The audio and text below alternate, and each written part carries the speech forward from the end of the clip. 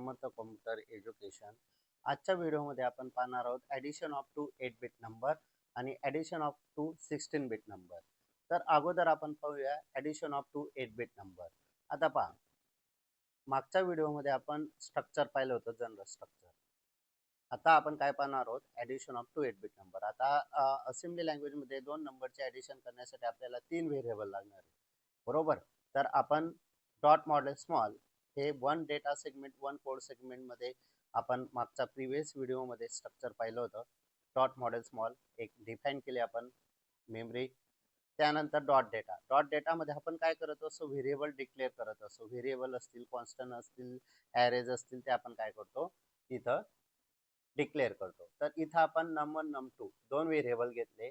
DB हा एक आपण व्हेरिएबल घेतला. डीबी डिफाईन बाईट 8 बिटचा आहे म्हणून आपण डीबी वापरला. नम1 डीबी 18H घेतला, फर्स्ट नंबर लोड केला. सेकंड नंबर घेतला नम2 नावाने, त्याला पण डीबी घेतला 08H. दोन हेक्साडेसिमल नंबर घेतले 80 आणि 08.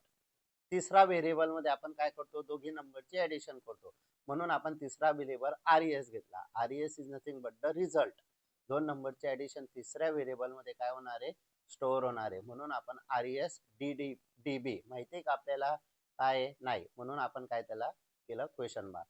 डॉट कोड, आता मेन ऍक्च्युअल कोड आपण डॉट कोडने स्टार्ट करतो. आपण प्रिव्हियस व्हिडिओमध्ये स्ट्रक्चर पाहिलं. त्याच्यामध्ये move X comma data move ds comma X हे इनिशियलाइज करतो डेटा सेगमेंटला. आता मेन कोडचा आपण लॉजिक पाहणार आहोत. मूव एल कॉमा नम1. आता नम1 किती होता, 80H. कशामध्ये मूव झाला, एल मध्ये. मूव एल कॉमा नम1 म्हणजे आपण नेहमी राईट टू लेफ्ट मूव करत असतो. राईटला काय नम1, नम1 किती वरती 80H. 80H कशामध्ये मूव झाला, L. L is nothing but the accumulator, general purpose register. 8 बिटचा आहे म्हणून आपण एल वापरला. नम1 हा एल मध्ये मूव झाला.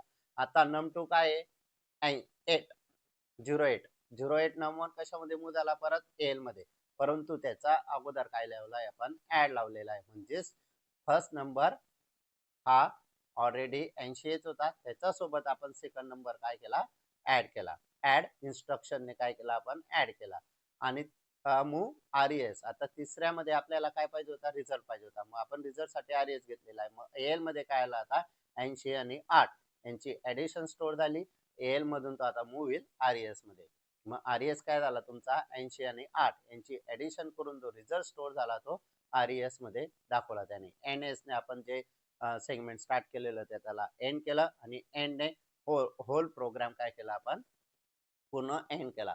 सेकंड कोड आहे same, addition of 16 bit number. आता अगोदर काय पाहिलं होतं आपण, ऍडिशन ऑफ 8 बिट नंबर. आता काय पाहणार आहोत आपण, addition of 16 bit number.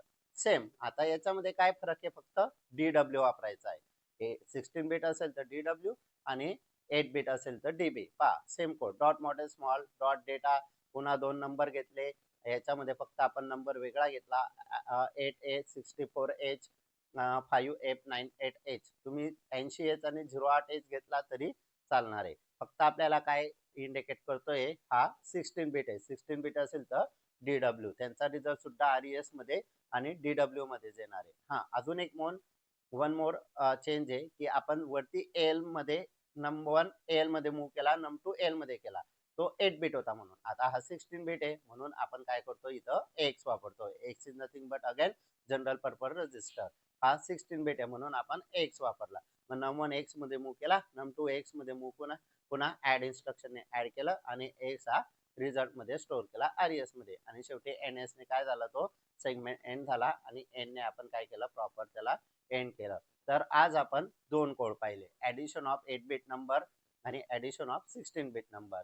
Next व्हिडिओमध्ये आपण सबट्रॅक्शन ऑफ 8 बिट नंबर आणि सबट्रॅक्शन ऑफ 16 बिट नंबर पाहणार. हा व्हिडिओ जर आवडला असेल तर लाईक, शेअर आणि सबस्क्राईब करा.